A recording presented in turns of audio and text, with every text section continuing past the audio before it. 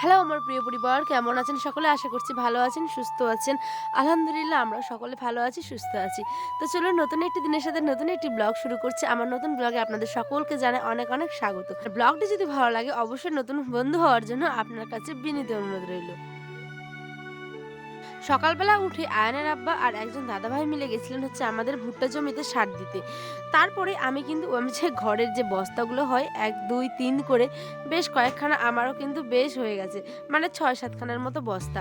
তো অতগুলো তো ধুতে পারি না। এই যে সামান্য ২ খানা ধুয়েছি, যেহেতু অনেক হাঁটাহাঁটি করি আর তার সাথে ধুলো তো লেগেই যায়। গ্রামের ছোট্ট বাড়ির ছোট্ট ঘর বারান্দাতে দেখবেন এই চটের বাঙালিদের বিশেষ করে এই চটের বস্তাগুলোই কিন্তু দেখতে পাবেন। তো যাই হোক আমি এখন ঘরে আসলাম। এসে এই যে বারান্দাটাকে ভালো মতো করে ঝাড় দিচ্ছিলাম আর তার সাথে সাথে ঘরটাকেও ঝাড় দিব। দেখছেন কতগুলো বাসন কিন্তু ওখানে জমা হয়ে আছে, এগুলোকে ধুতে হবে সেই কারণে।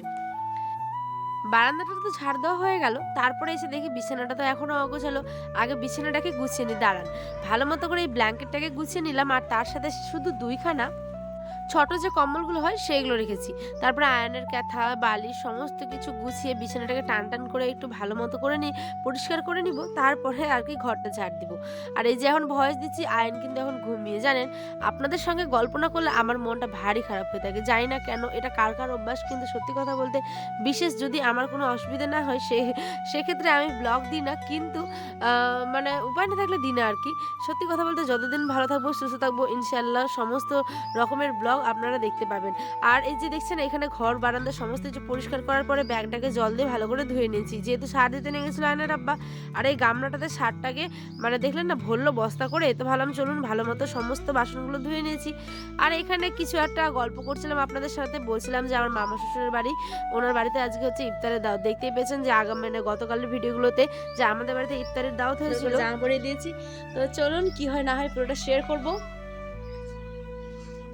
আয় জায়ান, এদিকে এসো। আজ জায়ানকে এরম ভাবে একটা মানে বাড়ির পাশে যেহেতু এরম ভাবে রেডি করে দিয়েছি একটা জলের বোতল, যেহেতু বাইরের জল আয়নেরও চলবে না। তো এখন যাচ্ছি হচ্ছে কি আমার মামা শ্বশুরের বাড়ি, যেহেতু রোজার দাওয়াত আছে ওদের বাড়ি ইফতারির, তো সেই কারণে তো আয়নের বাবা তো যেতে পারবে না, তাই আমি যাচ্ছি। আর এই যে এক বোতল জল নিয়েছি, কারণ কি এদিকে আছে আব্বা, যে বাড়ির জল খাবো ওখানে মানে দিবে, কিন্তু আয়নের যেহেতু সর্দি আমারও শরীর ভালো না, তো ভাবলাম বাড়ির জলটাই খাই, সেই কারণে একই বোতল আর কি জল নিয়েছি। তো চলো কি হয় না পুরোটা শেয়ার করবো, আশা করি ভালো লাগবে। আর যে আমি আয়ান, আর এদিকে আমাদের লাল টুকটুকে আমাদের যাই, তো সবাই মিলে যাচ্ছি।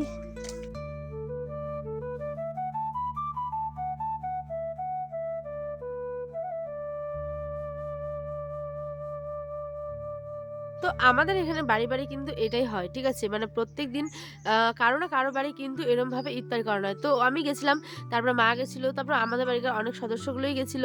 তো এখানে দিয়েছিল মুড়ি, দেখতেই পাচ্ছেন, ঘুগনি, শসা সমস্ত যা ফলমূল দেয়। তারপরে ভাত খাওয়ানোটা স্কিপ করে গেছিলাম, যেহেতু আয়ান অনেক মানে ডিস্টার্ব করছিল, ওকে খাইয়ে দিতে হচ্ছিল সেই কারণে। আর বাচ্চাগুলো দেখছেন ভারী আনন্দ হয়েছে, জানেন? এত আনন্দ বাড়িতে হোক না কোনো ছোট বা বড় অনুষ্ঠান, এদেরই একদম আনন্দে ভরপুর থাকে এদের মন, তাই না? আর এখানে আয়ান যে কি খাচ্ছিল, ও মাংস। মানে ওখানে আমার মামা শ্বশুর একটা পিস ওকে দিয়েছিল, ওই যেহেতু কান্নাকাটি করছিল তাই ওর যাতে মনটা ভালো থাকে সেই কারণে। আর এরম তো হয়, তাই না? দেখছেন সিঁড়ি দিয়ে কত বাচ্চাগুলো খেলছে, এই করছে, না দেখে মানে আপনাদের সাথে শেয়ার না করে থাকতে পারলাম না। আমারও ছোটবেলার কথা মনে পড়ছে, হয়তো আমরাও এরম করতাম, তাই না? আয়ান বাবা তার ওই যে কাকুর সাথে বেশ ওটা কিন্তু আমাদের বাড়িকার ছোট্ট রোহিত কি। তারপরে এখানে সমস্ত ভালো করে পলিথিনগুলো প্লাস্টিকগুলো আর কি পরিষ্কার করার পরে আমরা ওয়েট করছিলাম ভাত খাবো বলে। তারপরে বাড়িতে এসে আয়নের আব্বার জন্য বসে দিলাম রান্না। ওই যে মাছ ছিল গতকাল দেখেছিলেন হয়তো ভিডিওতে, তো সে সমস্ত মাছগুলো ভালো মতো করে ভাজা করে নিয়েছি। আর এদিকে মশলাটা পেস্ট করে নিয়েছি। আর এখানে বিনস আলু দিয়ে কিন্তু মাছ করবো আর সাথে করব তিতারি আলুর ভাজি। আর এখানে বসিয়ে দিলাম হচ্ছে ভাত। এই ভাতটা থাকলে আমার আবার ভোরবেলা হয়ে যাবে, যেহেতু আজ ওখানে খেয়েছি তাই ভোরে আজকে রান্না করব না। এই ভাত আর মাছের ঝোলটুকু থেকে যাবে, তাই এখানে ভালো মতো করে মাছগুলো একটু গরমও করে নিচ্ছি, কারণ ফ্রিজে রাখার পর তো মাছটাকে একটু ভালো মতো করে গরম করে নিতে হয়, তাই না? তারপরে আলু আর বিনসগুলোকে লবণ দিয়ে জাস্ট ভেজে নিচ্ছি। হলুদটা দিব কিন্তু পরে আর কি, রান্নার পরে। তো এখানে ভালো মতো করে এই যে ভাজা হয়ে গেছে, লাল লাল করে ভেজে নিয়েছি বেশ সুন্দর করে। তুলে নিই, আলুগুলোকে তুলবো আর বিনসগুলোটা অলরেডি তুলে নিয়েছি।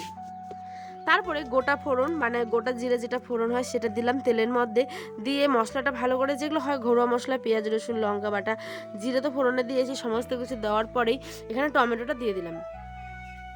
এই মশলাটা কিছুক্ষণ কষানোর পরেই ভাজা যে আলু আর বিনসগুলো দিয়ে একটু ঝোলটাকে নামিয়ে নিলাম। সুন্দর করছিল, সত্যি কথা বলতে অসাধারণ হয়েছিল খেতে। বাড়িতে যারা যারা মাছের ঝোল আলু বা বিনস দিয়ে করবেন এরম করবেন, খুব খুব খুব ভালো লাগবে আশা করছি।